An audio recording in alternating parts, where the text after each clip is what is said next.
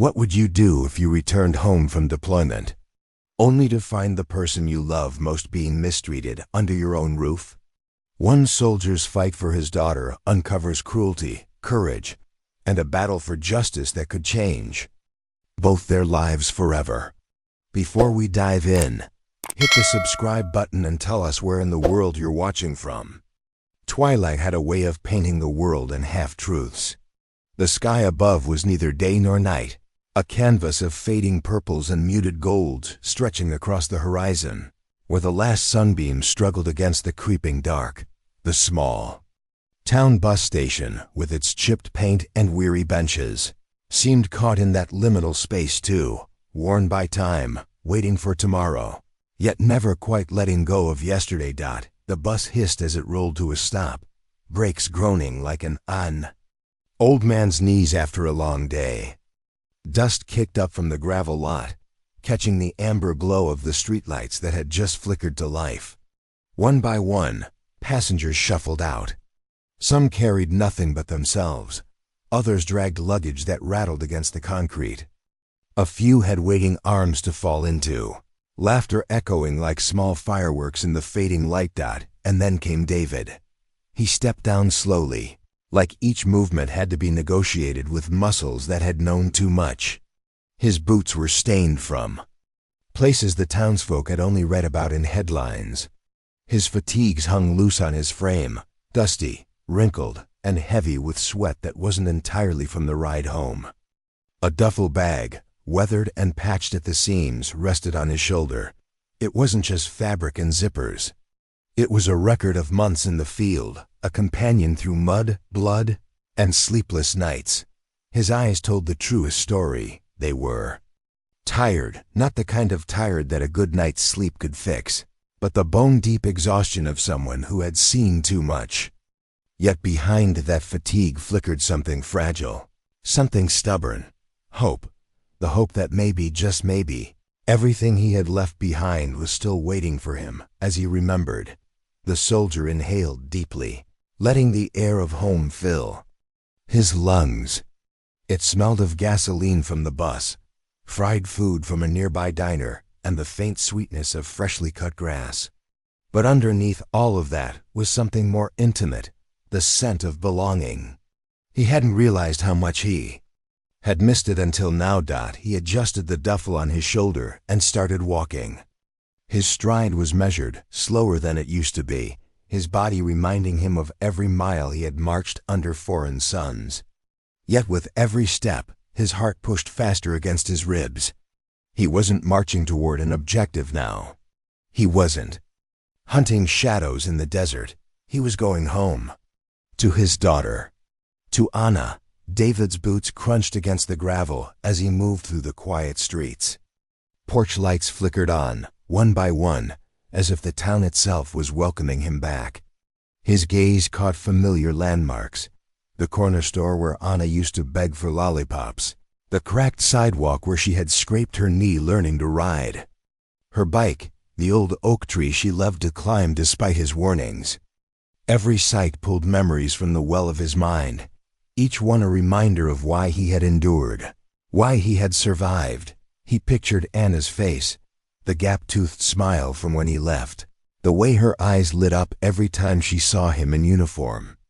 He had replayed the image thousands of times while overseas, using it as armor against loneliness.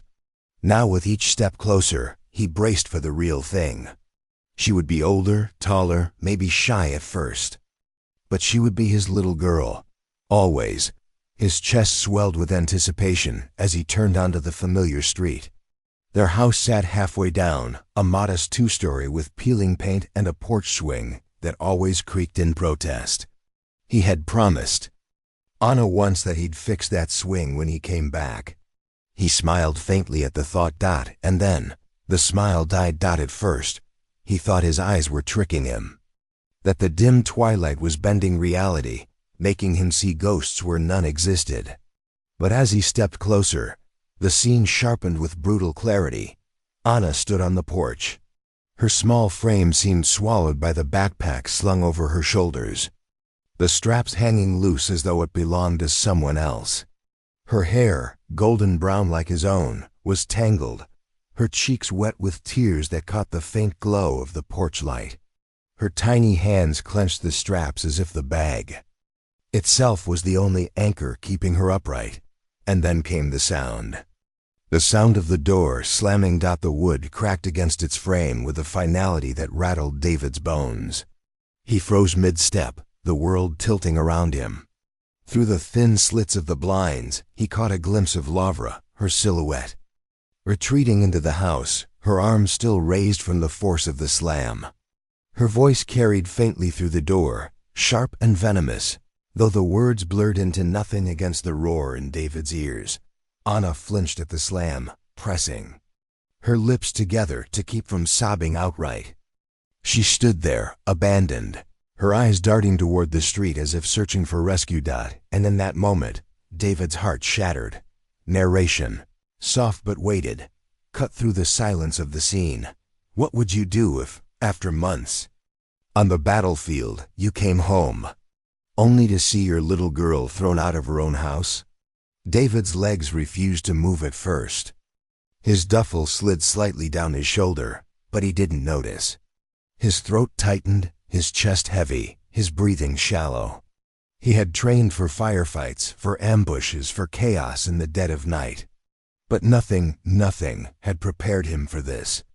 The battlefield he had left behind suddenly seemed kinder than the war waiting for him on his own doorstep. Anna's sob caught on the wind, thin and fragile. She wiped her face with the back of her hand, smearing tears and dust across her cheeks. Her small voice whispered something, maybe his name, maybe just a plea to the universe, and the sound finally broke him free. The soldier moved. Each step felt like wading through cement.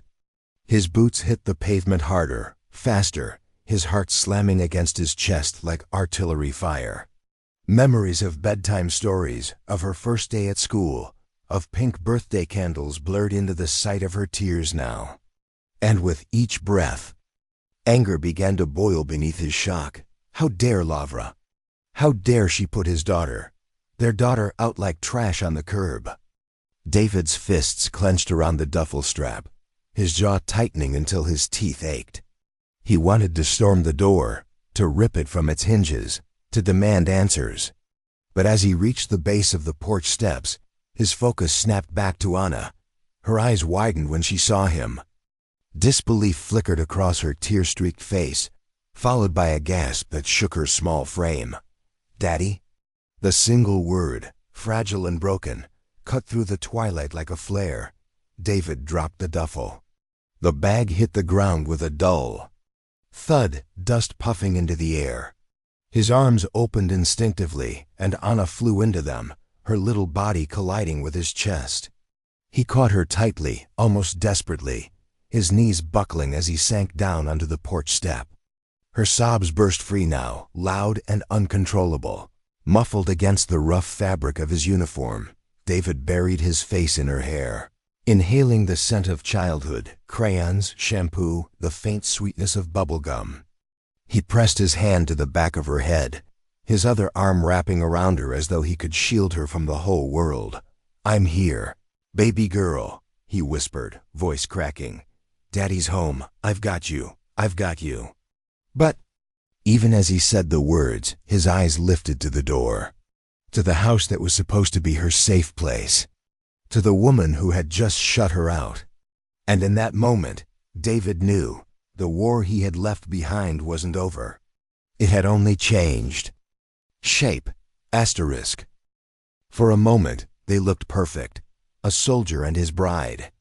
A family about to bloom. The photo froze on screen for an extra beat before fading, replaced by another image, Lavra holding baby Anna, gazing down with tenderness.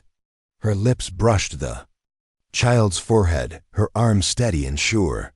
Narration overlays. Lavra had once smiled sweetly, had once played the role of the loving wife, the doting mother. To the world, they looked like the perfect family. But the warmth dimmed, and the edges of the memory grew darker. The scene shifted. Lavra at home, pacing with a phone pressed to her ear. Her words were clipped, sharp, her smile practiced as she glanced out the window. Behind her, Anna, a little older now, tugged at her dress. "Mommy, look what I drew." A paper in her hand, colors scribbled into shapes only a child could see. As masterpieces. Lavra turned, smile brightening instantly as she waved to a neighbor walking by outside the window. "Yes, thank you. Have a good day," she called, her voice honey-sweet. Then the neighbor disappeared. Laura's smile fell like a mask slipping. Her eyes flicked to Anna, cold, dismissive. She plucked the paper from her daughter's hand. Without a glance, set it on the counter and returned to her phone. Anna's little shoulders slumped. She shuffled away quietly, paper forgotten, narration overlays. But war took David away, and someone else took his place in Anna's life. Not with love, not with kindness, with something far colder. The flashbacks quickened, like a montage stitched together with cruel irony. At a birthday party, Lavra knelt beside Anna, arms wrapped tight, kisses showered across her cheeks as guests snapped pictures.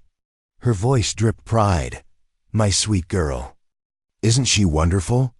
Laughter and applause filled the room, but cut to later, in the quiet kitchen. The cake half-eaten, balloons sagging. Anna reached for Laura's hand, eyes shining. "Did you like the picture I made for you, Mommy?" Lavra pulled her hand away, irritation flashing. "Don't be needy, Anna. Go clean up your toys." The child froze, her smile fading, her small fingers curling back into her palm. Another flash. At church, Lavra sang with Anna perched on her lap, swaying with performative affection as others watched. Then cut to the car ride home, her jaw set, her voice sharp as she scolded Anna for fidgeting too much. Another flash. Lavra hugging Anna tightly in a grocery store aisle as friends passed, then moments later snapping at her for asking for cereal, her words slicing. "Stop embarrassing me." The contrast stung. The duality was clear. Warmth when the world was watching, ice when it wasn't. The narration deepened now, sorrow woven through every syllable. David's absence became Laura's stage. To neighbors, friends, even family, she wore the mask of patience, of love. But behind closed doors, Anna learned a different truth. Affection was conditional. Acceptance was performance. And the one person who would have protected her was 1,000 miles away. The visual dissolved into a montage of David in uniform. Sandstorms raging in the desert, night patrols under stars, exhaustion in his eyes as he cleaned his weapon by firelight. Intercut with images of Anna sitting alone in her room, clutching a teddy bear, staring at the door that never opened with a hug behind it. Their worlds ran parallel but apart. A father surviving battlefields abroad, a daughter surviving a different kind of battlefield at home. The camera lingered on Lavra now. No longer the bride in lace, no longer the smiling mother with a newborn. Instead, a woman hardened by bitterness. She stood before a mirror, applying makeup with sharp, precise strokes, rehearsing smiles as if they were weapons, when Anna wandered into the room, clutching a crayon drawing of herself and her daddy holding hands. Laura's eyes narrowed.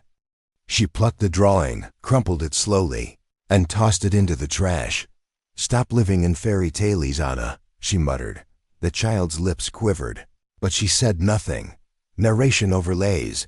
Where once there had been warmth, now there was calculation. Where once there was softness, now only cold edges remained. And Anna, small and eager for love, learned to shrink herself quiet, to survive in silence. The flashbacks faded, colors bleeding back into the dim twilight on the porch. David still held Anna tight, her tears dampening his uniform. His own eyes burned as he pieced together the truth. The story his absence had written in his daughter's life. The door behind them remained shut. The house that once held his family now loomed as something darker.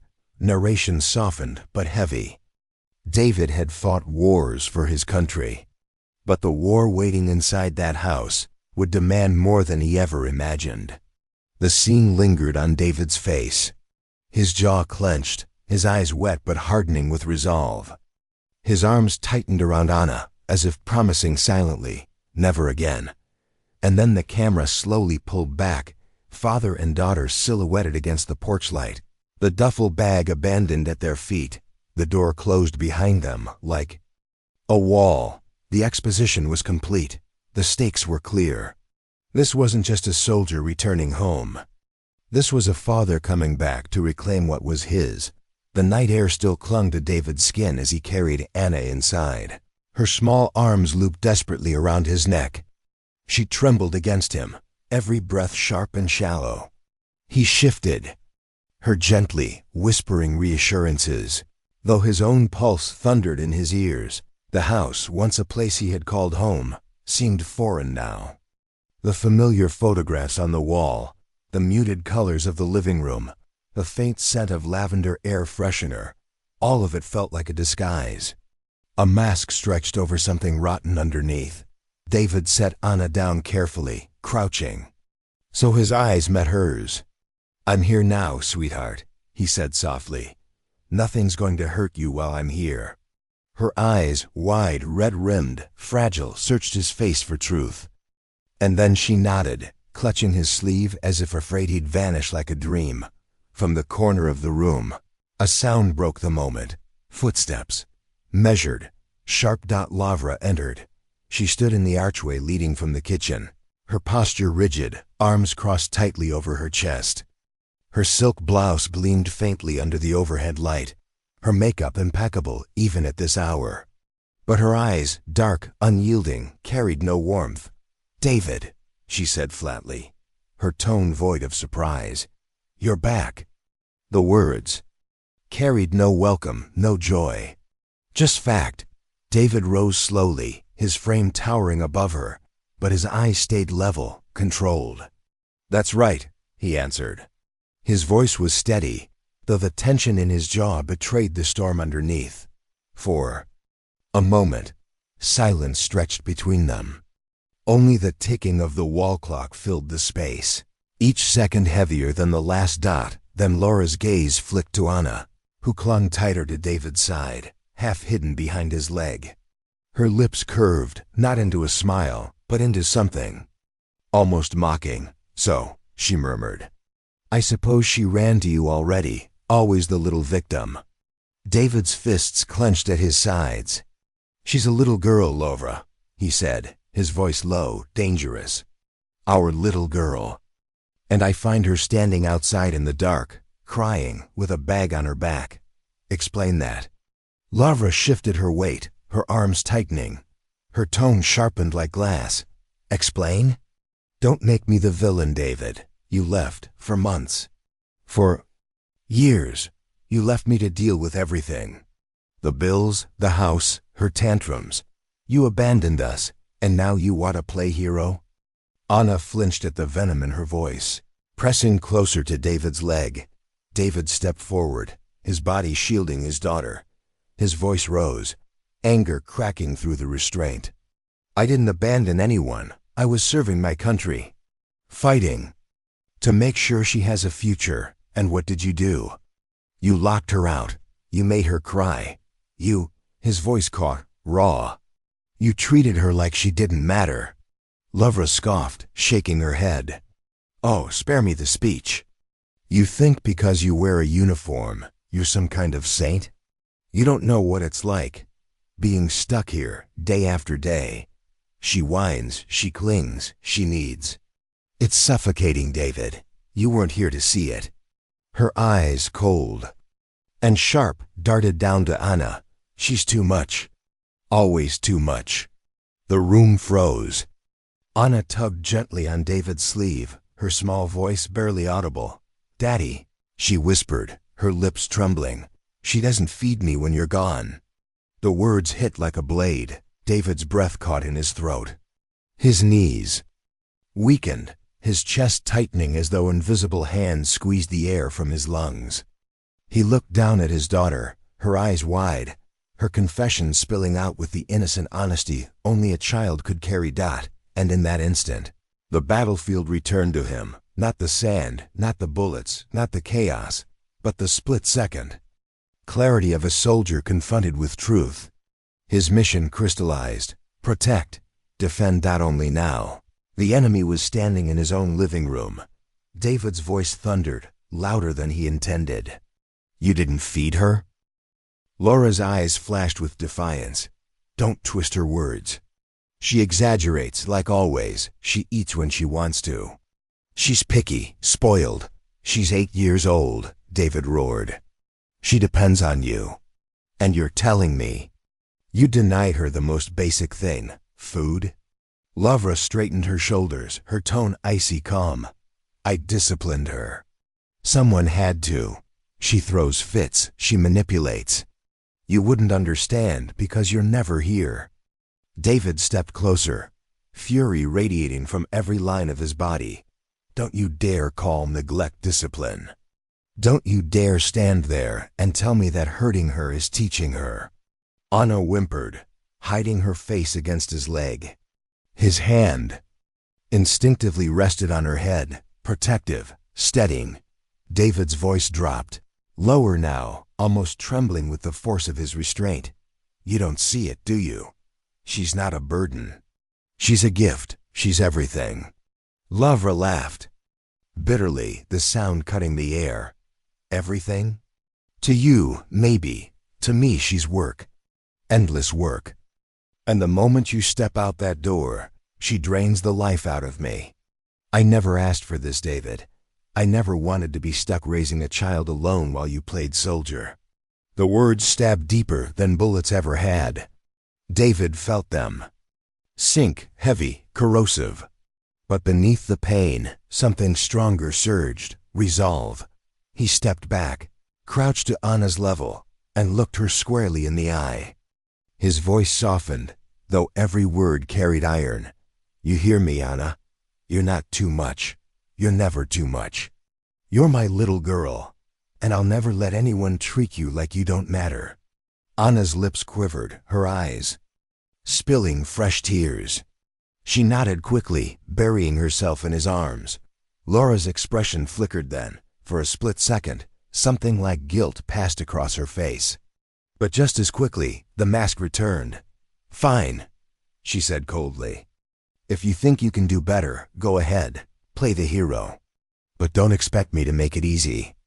The camera would linger on the three of them in the room, the triangle fractured. David kneeling with Anna clutched against him, his hand steady on her back, his eyes burning with a mix of rage and determination. Lavra standing across from them, arms crossed, her face carved in stone, unmoved and unrepentant. The space between them crackled with tension, the line drawn. Narration closed the scene. In that moment, David understood. The war was no longer overseas. It had come home. And this time the battle was for his daughter's very soul. The screen would fade to black, leaving the silence to echo. The scene opened with a jarring sound. A stack of papers slammed onto polished wood. The echo filled a quiet office, bouncing off framed degrees and shelves lined with leather-bound books. The lawyer's desk gleamed under fluorescent light, its orderliness broken only by the weight of the documents now spread across its surface. Court papers, custody filings. David's hand rested on top of them, the veins in his forearm taut, his knuckles pale. The soldier who had gripped rifles in deserts, who had signed orders in the heat of battle, now trembled holding a pen. His breath hitched as he stared down at the pages that would determine his daughter's future. The lawyer across from him, an older man with steel-gray hair and a calm demeanor, adjusted his glasses and spoke gently. This isn't just paperwork, David. This is war by another name. Once you sign, the fight begins. Custody battles are long, grueling, and they'll dig into every corner of your life. Are you ready? David's eyes flicked to the photo sitting by the lawyer's lamp, a little girl in pigtails hugging her dog. Something about it stabbed him with longing. He clenched his jaw, exhaled, and lowered the pen to the line. His hand shook, but his resolve did not. The pen scratched across the paper. his signature steadying with every letter. The camera would zoom on the ink drying, then fade into David's face, tired, lined, but resolute. He wasn't just fighting battles overseas anymore. He was fighting for his daughter's very right to be loved. Cut to a small white car pulling up in front of Laura's house. Two social workers stepped out, clipboards in hand, professional smiles already fixed in place. Their shoes clicked against the walkway as they approached the door. Inside, Laura was ready. She had dressed the part, soft cardigan, hair tied neatly back, makeup minimal but flattering. The living room was spotless, a vase of fresh flowers on the table, children's books stacked neatly by the couch. Even the scent of cookies lingered faintly in the air, as if motherhood itself lived here. When the knock came, she opened the door with a smile so warm it could have fooled the sun. "Please come in," she said sweetly, her tone dripping with practiced charm.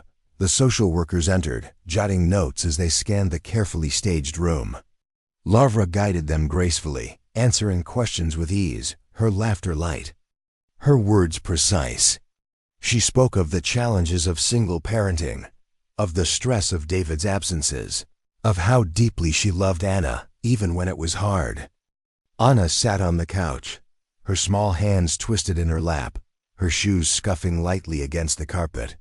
Her eyes stayed down, fixed on the floor. Every question directed toward her made her shoulders tighten. "Do you like living here, Anna?" one of the workers asked gently. Anna hesitated, her lips parting, her gaze flicking, just for a moment, toward Laura. Laura's hand brushed her shoulder in what looked like a tender gesture, but carried the weight of unspoken command. The little girl swallowed hard, her eyes dropping again. "Yes," she whispered. Barely audible, the worker smiled softly, jotting down the answer, and Laura's smile widened. The screen would freeze for a moment on Anna's downcast eyes, her small body shrinking into the couch. The voiceover broke through, heavy, condemning. The battlefield shifted. Bullets were replaced with lies. Truth buried under smiles. And Anna, the child at the center, learned that silence was safer than honesty. Back in his modest apartment, David sat with his lawyer at the kitchen table. Papers spread around him, affidavits, reports, schedules. He rubbed his forehead with one hand, exhaustion dragging at him. "I've fought wars," he muttered, voice low. "But this is worse. At least out there, you know who the enemy is. You know the rules. Here, she smiles to their faces and starves my daughter behind closed doors." The lawyer nodded solemnly. "That's the game, David. Custody isn't about who's right. It's about what you can prove. And Laura knows how to perform. Judges, social workers, they'll see her smiles before they see Anna's tears. We'll need more than anger. We'll need evidence." David's hands tightened into fists on the table. "I'll get it. Whatever it takes. No one is going to take her away from me again." A quick montage followed, a judge's gavel slamming down, David raising his right hand, swearing an oath before giving testimony. Laura on the stand, tears glistening perfectly under the courtroom lights as she spoke of her sacrifices. Anna, sitting in a small chair by a guardian ad litem, fidgeting, her voice too soft for the microphone. The contrast was brutal. Laura's performance was flawless. David's truth felt raw, unpolished. And Anna was trapped, too afraid to speak, her silence interpreted as contentment. Narration threaded through. The system weighed smiles against silence. And silence, Laura's greatest weapon, tipped the scales. After a long day in court, David walked alone down the courthouse steps. The evening light painted the city in gray, rain threatening in the clouds. His duffel bag hung heavy over his shoulder again, not with gear this time, but with documents, transcripts, the endless burden of bureaucracy. He paused halfway down the steps, staring at a group of parents hugging their children on the sidewalk. For a moment his breath caught, envy slicing through him. That simple act, Holding her child without fear was all he wanted. A voice behind him pulled him back. Anna's. "Daddy?" She stood by the car with the social worker, her eyes wide, her small hand lifting, slightly as though she wasn't sure she was allowed to wave. David's chest tightened. He lifted his own hand, waving back slowly, his eyes burning. Their hands froze midair, separated by distance, by rules, by the system itself. But in that moment, he made a vow, silent but unbreakable. A soldier never walks away from a fight. And this was one battle he could not afford to lose. Not for honor, not for duty, but for love. The final image of the chapter lingered. Laura's stage smile at her kitchen table as she poured tea for the social workers. Anna's eyes fixed downward, shoes tapping nervously. David's trembling signature on the court filings. 3 images, cut together like wounds, and then silence before the narration delivered the final line. The war had come home. And it was only just beginning. The courthouse was a fortress of stone and silence. Its towering columns loomed over the street, carved with the weight of justice that felt colder than the chill morning air. Inside, the corridors echoed with footsteps and murmured conversations. The shuffle of papers, the scrape of polished shoes against marble dot, and then the courtroom. Rows of wooden benches filled with curious onlookers, relatives and strangers waiting for their own hearings. The judge's bench rose above all, elevated, imposing, a symbol of authority that allowed no compromise. The American flag hung to one side, unmoving in the still air dot at the center. Beneath fluorescent light sat 3 figures who had once been a family now divided by more than distance. On the left, David, his uniform pressed sharply, medals glinting faintly. He had debated wearing a suit, but in the end, he chose the uniform, not for pride, but for truth. This was who he was, a soldier, a protector, a man who carried his duty on his sleeve. His jaw was tight, his back straight, but his hands trembled. Slightly against the table before him, on the right, Lavra, sharp as ever. Her navy dress was sleek, her hair carefully styled, her makeup flawless. She radiated composure, her smile practiced, her eyes flicking toward the judge with just the right amount of sorrow. Every gesture, every sigh was deliberate, rehearsed. Between them, Anna. She sat small, fragile, her feet barely brushing the floor. A teddy bear, worn from years of love, was clasped tight in her arms. She didn't look at either parent. Her gaze was fixed on the ground, the way a child might when afraid of being noticed. The bailiff called order. The room stilled. The battle began. The camera would sweep across the faces, pausing on Anna's small hands gripping her teddy. The truth came out piece by piece. But the hardest part was watching Anna speak for herself. The judge, a stern woman with silver hair pulled into a bun, adjusted her glasses and looked down from the bench. Her voice carried the weight of decades in the law. This court will now hear testimony in the matter of custody between David Carter and Lavra Carter. She said firmly, "Our priority is, as always, the best interest of the child." David's heart slammed against his ribs. The phrase "best interest of the child," simple words, but everything rested on how they were interpreted. His lawyer rose, signaling for David to take the stand. He walked with steady steps, though his stomach twisted with nerves. Sitting in the witness chair, he placed one hand on the Bible, the other raised. "I swear to tell the truth, the whole truth, and nothing but the truth." He sat. The questions came. His lawyer asked about his service, his deployments, his reasons for fighting for custody. David spoke clearly, voice carrying across the silent room. "I left to serve my country," he said. "But I never left my daughter. Every letter, every call, every moment I could, I reached out to her. She is my world. And when I came home, I found her outside, alone, with a bag on her back. That is not parenting. That is abandonment." Gasps rippled faintly through the gallery. Laura's lawyer rose for cross-examination. The attacks came swift. Isn't it true you chose to deploy rather than stay with your family? Isn't it true you left Laura to shoulder the responsibilities alone? Isn't it true Anna has been provided for roof, clothes, schooling under Laura's care? David clenched his fists, forcing his voice steady. Providing isn't the same as loving. A roof doesn't feed her soul. Clothes don't wipe away her tears. And school doesn't tuck her in at night.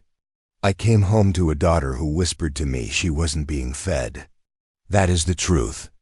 Silence followed. The judge's pen scratched. Slowly across her notes. Laura took the stand next. She entered like an actress walking onto a stage. Her hands folded delicately in her lap, her voice soft, trembling just enough to seem vulnerable. I've done my best, she began. David doesn't understand. He leaves months at a time. I'm left alone with the bills, the loneliness, the stress. I love my daughter, Your Honor, but sometimes she acts out. She's difficult. And yes, maybe I've been hard on her, but only because I want her to grow strong. Discipline is not neglect, it's love. Tears welled at the corners of her eyes, catching the light perfectly. A sympathetic murmur ran through a few in the gallery. David gritted his teeth, fury boiling under the surface. To them, she looked like a mother trying her best. To him, she looked like a mask he'd seen slip one too many times. The guardian ad litem, a middle-aged woman appointed to represent Anna's best interests, read her findings. Both parents have strengths and weaknesses, she began. David provides stability, discipline, and clear devotion. Laura provides consistency of home and familiarity of environment. However, there are concerns raised regarding Anna's nutrition, her emotional well-being, and her reluctance to speak in her mother's presence. Her voice softened. Anna has expressed fear of disappointing her mother. In contrast, she expresses comfort with her father, though her time with him has been limited due to deployments. The judge nodded slowly. Finally, the moment came. The judge adjusted her glasses and spoke directly to Anna. Her voice softened, shedding its stern edge. Anna, sweetheart, I know this is hard, but I need to hear from you. Who do you want to live with? The courtroom froze. Every sound evaporated. Anna's hands tightened around her teddy bear, her knuckles white. Her lips trembled as she pressed her face into its worn fur, hiding for a moment. Then, slowly she lifted her chin. Her eyes were wet, her voice shaking. But clear.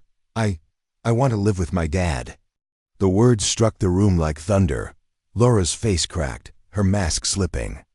Her mouth opened, ready to protest, but the judge raised a hand, silencing her. David's throat closed. His vision blurred. He wanted to leap up, to rush to his daughter, to hold her tight. But he stayed seated, his fists clenched on his knees, his chest heaving with restrained emotion. Anna's voice trembled again, but she pressed on, braver this time. He hugs me. He listens. He feeds me. The silence that followed was deafening.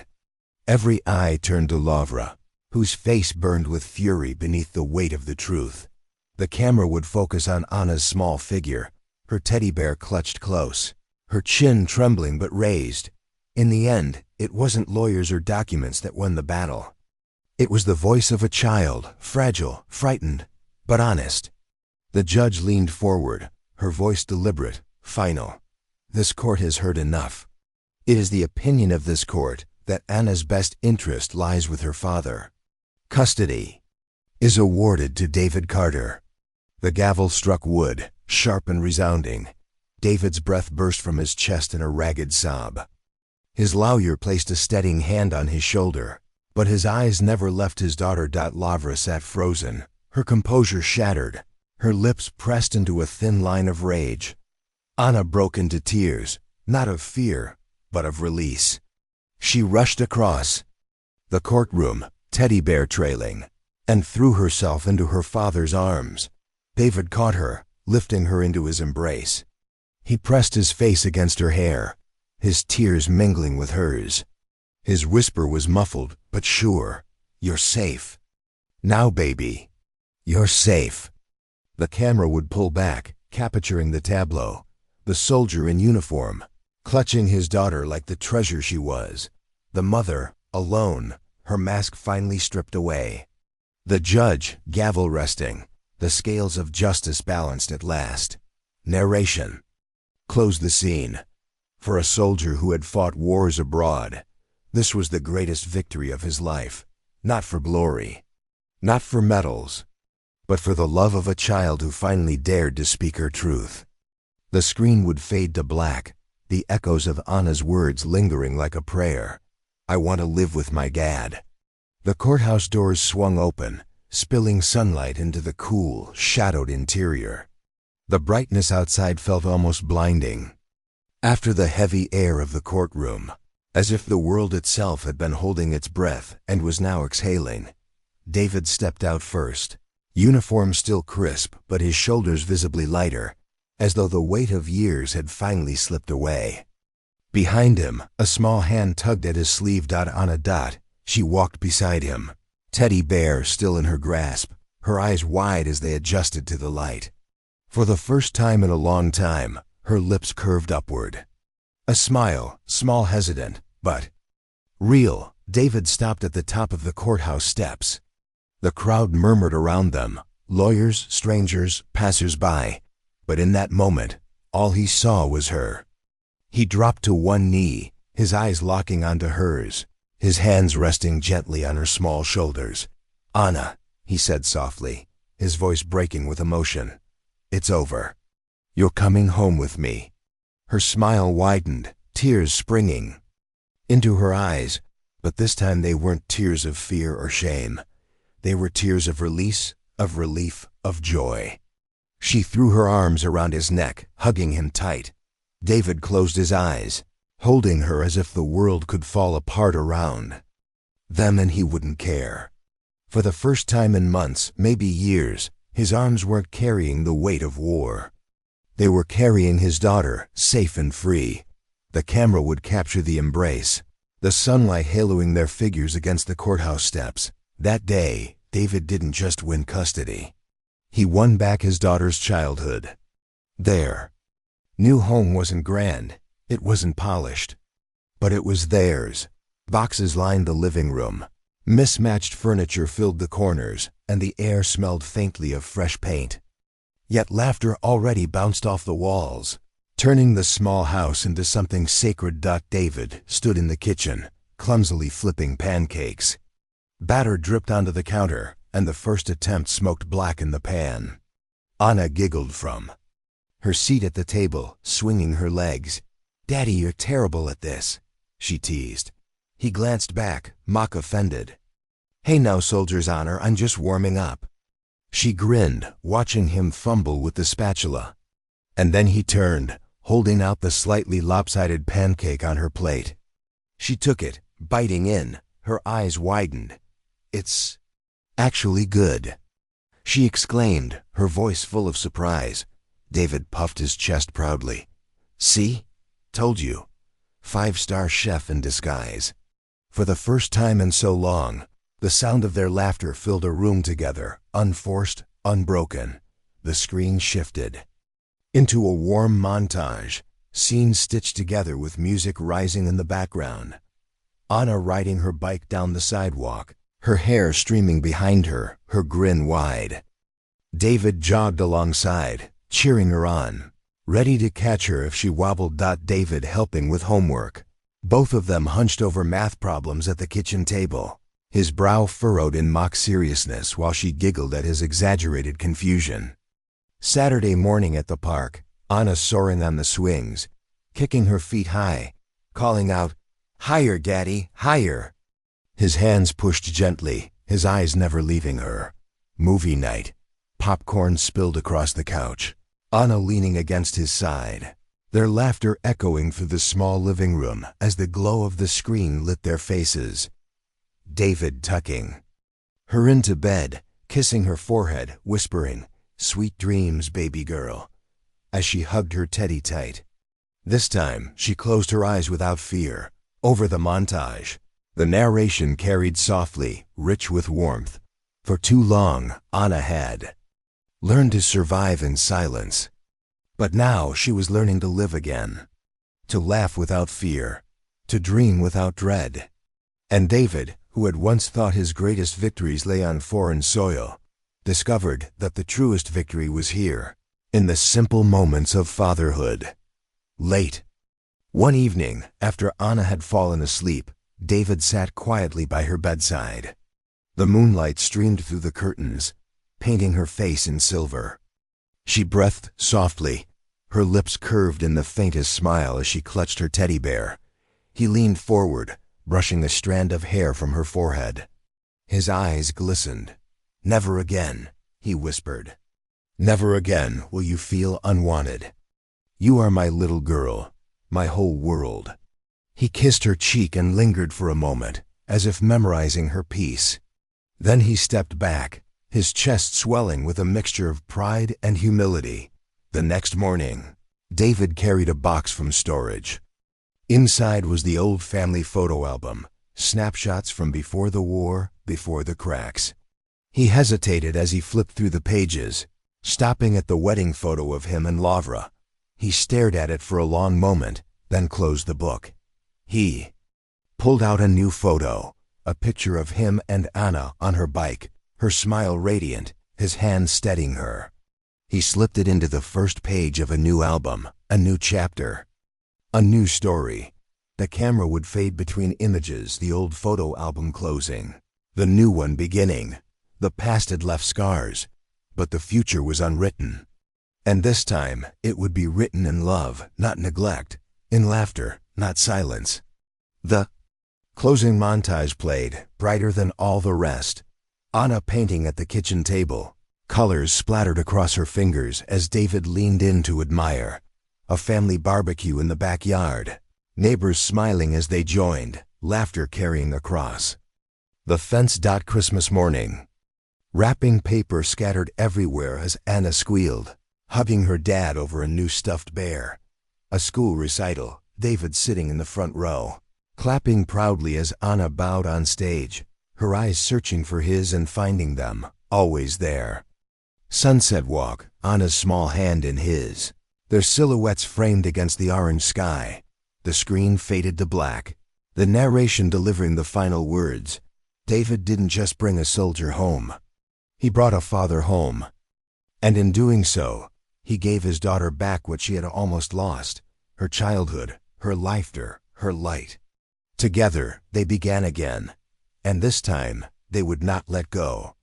The music swelled, the credits ready to roll, the camera opens. On a quiet street. The day is ending, and the sky burns with soft colors, oranges melting into pinks, pinks fading into deepening purple. The sun sinks slowly behind a row of modest homes, its light spilling across rooftops like a final benediction. One house in particular stands out. A small, two-story place with peeling paint, but warm lights glowing through the windows. In the front yard, a flag flutters gently on its pole, catching the breeze. It rises and falls, steady and unbroken, just as the people within have learned to be. Sometimes the fiercest battles aren't fought with guns, but with love, patience, and the courage to protect what matters most. Inside, the house is still. David sits in the living room, his boots by the door, his uniform jacket draped neatly across the back of a chair. He wears only a plain shirt now, the lines of exhaustion on his face softened by something gentler. Peace. In his lap rests an open book, Anna's bedtime story, finished only moments ago. He runs a calloused hand across the cover, absent-mindedly, listening to the faint hum of the dishwasher in the kitchen, the chirp of crickets outside. For years, noise meant danger. Every creak, every snap of sound was a signal to act. But now, noise meant safety, the hum of an ordinary life, the proof that they were home. David leans back, closing his eyes. His breathing steadies. For the first time in years, his war is not out there, Not in deserts, not in courtrooms. It's behind him, upstairs. Anna sleeps soundly, curled beneath a quilt patterned with stars. The teddy bear lies nestled against her cheek, its stitched smile mirroring her own. A nightlight glows faintly in the corner, washing the room in gold.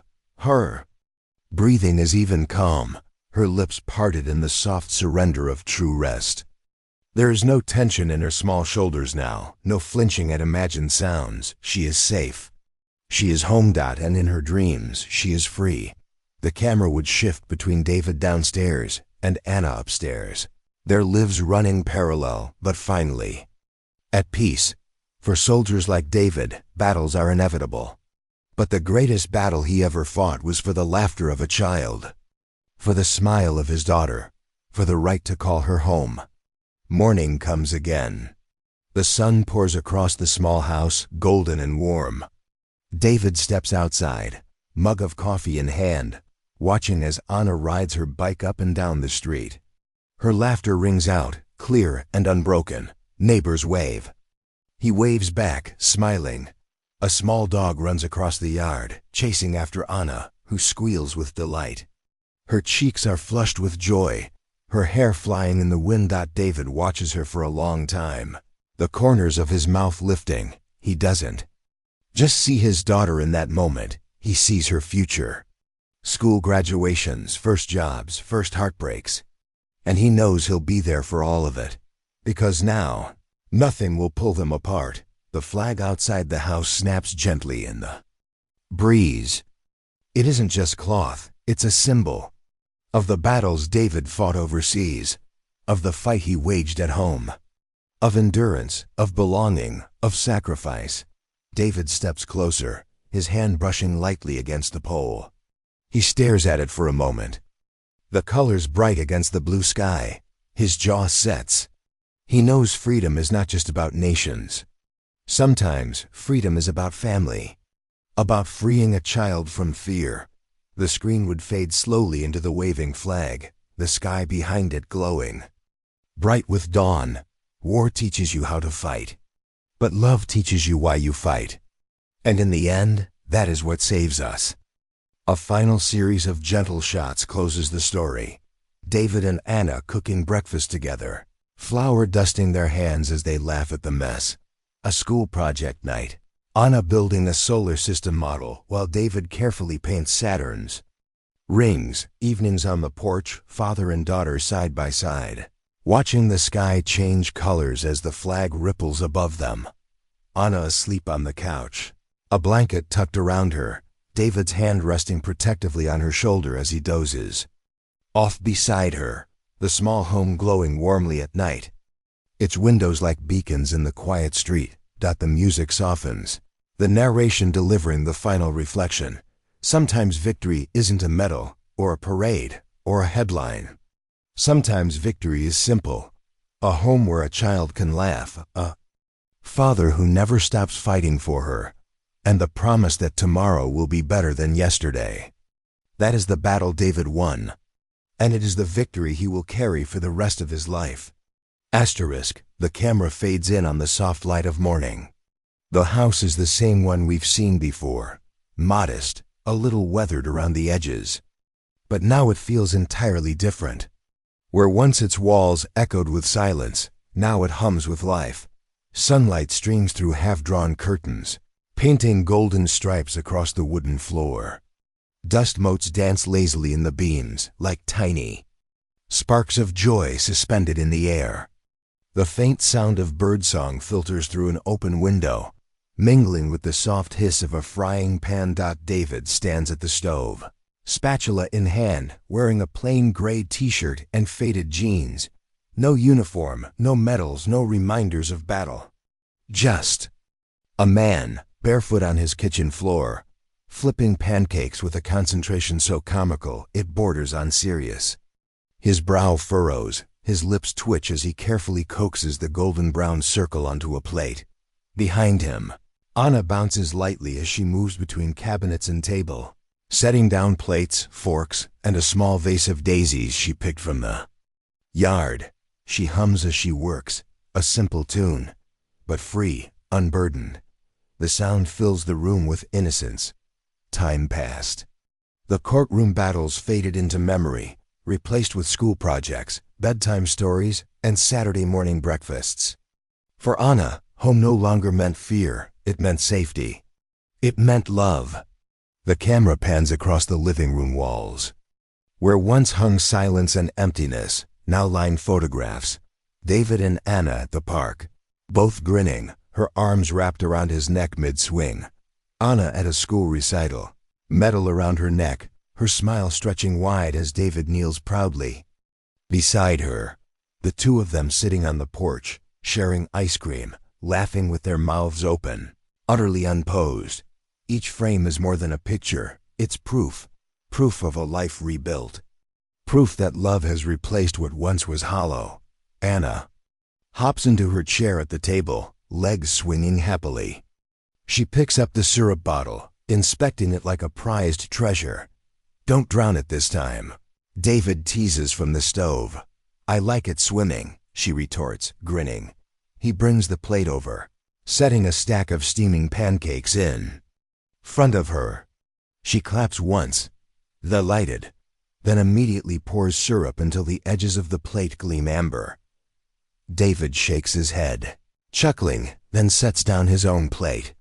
They bow their heads briefly, a quiet habit, unspoken but shared. Then dig in.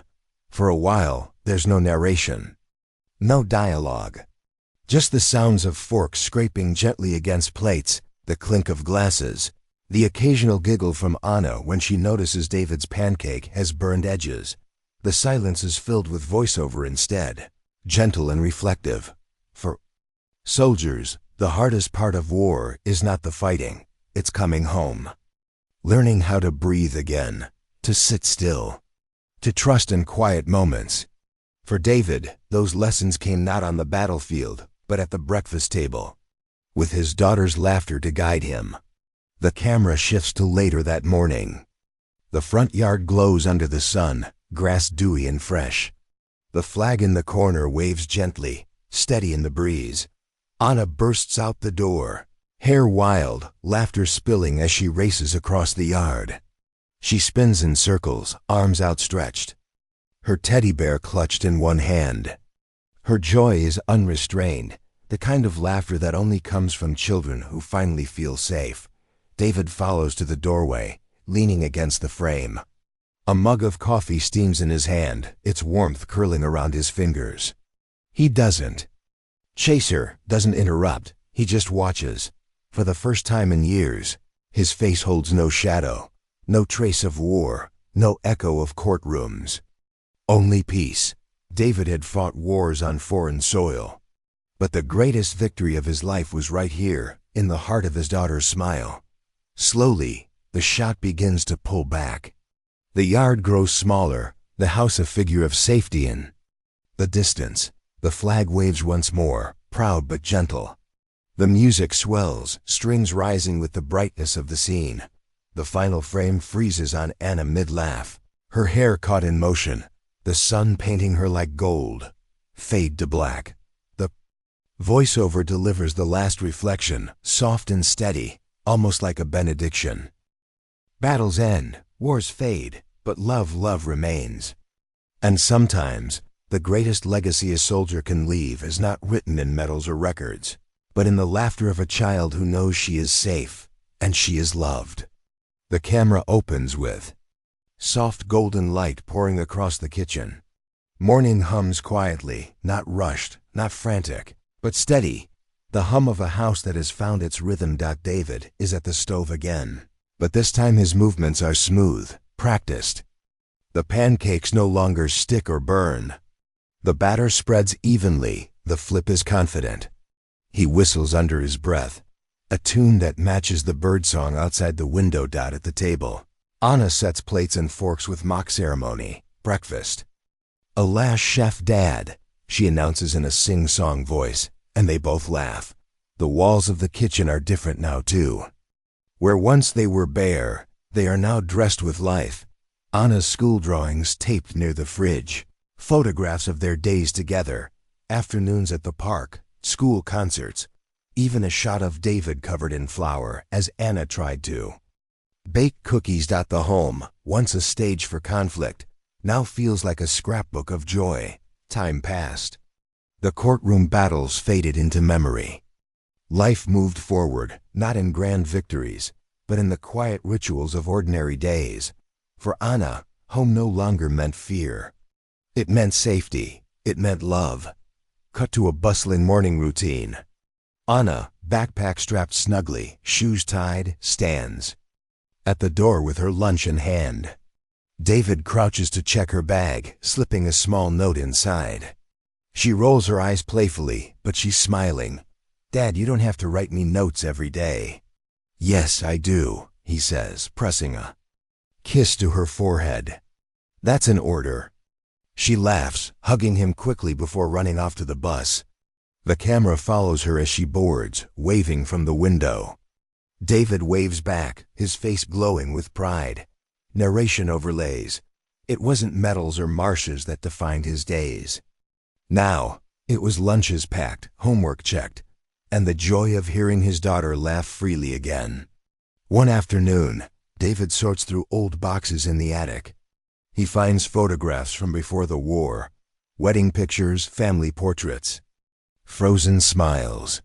He lingers over them, the images of what once was. For a moment, his face tightens with pain, but then he sets those pictures aside and pulls out a new album, one filled with fresh memories. Anna riding her bike, grinning at her first spelling bee medal, painting his face with messy streaks. On a rainy Saturday, he slips another photo into the album. Anna sitting on his shoulders at the county fair, cotton candy in her hand, both of them laughing into the sky. The old album closes. The new one grows thicker, narration overlays. The past had its scars, but the future was theirs to write. And for the first time, it was being written in love, not silence. Months later, a sunny afternoon at the park. Anna races down the path on her bike, hair flying, cheeks flushed. David jogs a few paces behind, pretending to chase her. She looks back, giggling. "You're too slow, Daddy." He laughs, breathless but happy. Not for long. When she finally stops, collapsing into the grass, he joins her. They lie side by side, looking up at the sky, pointing out clouds. "That one looks like a dragon," she says. "That one looks like you when you won that medal." He teases. She giggles, rolling closer, resting her head against his arm. The camera lingers on them, father and daughter, framed by open sky. The camera shifts to their small backyard. A barbecue sizzles, neighbors gather, children chase each other through the grass. Laughter fills the air. David, once the quiet soldier, now mingles easily, laughing with other parents. Anna plays with neighborhood kids, her joy unrestrained. She no longer hides behind her father's legs.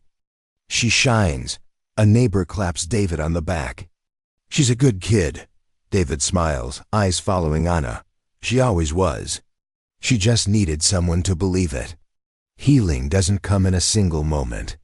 It comes in layers, laughter after silence, trust after fear, light after darkness.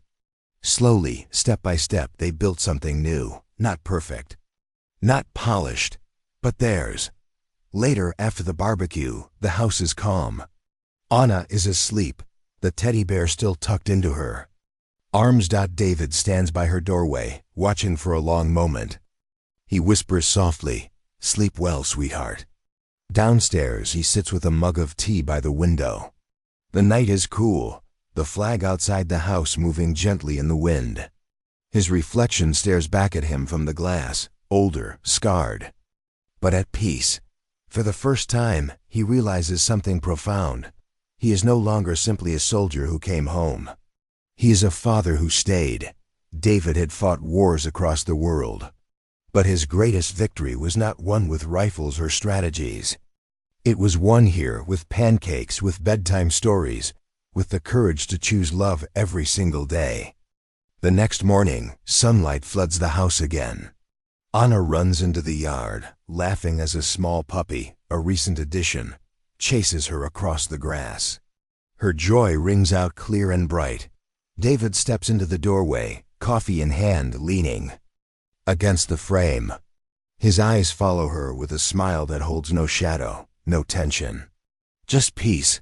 The camera slowly pulls back, capturing the flag waving above the house, the laughter filling the air, the image of a family rebuilt. Time moves on. Battles end, but love endures. For Anna, home is no longer a place of fear, but a place of joy. And for David, peace was not found in treaties or silence, but in the sound of his daughter's laughter. He had fought wars on foreign soil, but the greatest victory of his life was right here in the heart of her smile. The screen fades to black.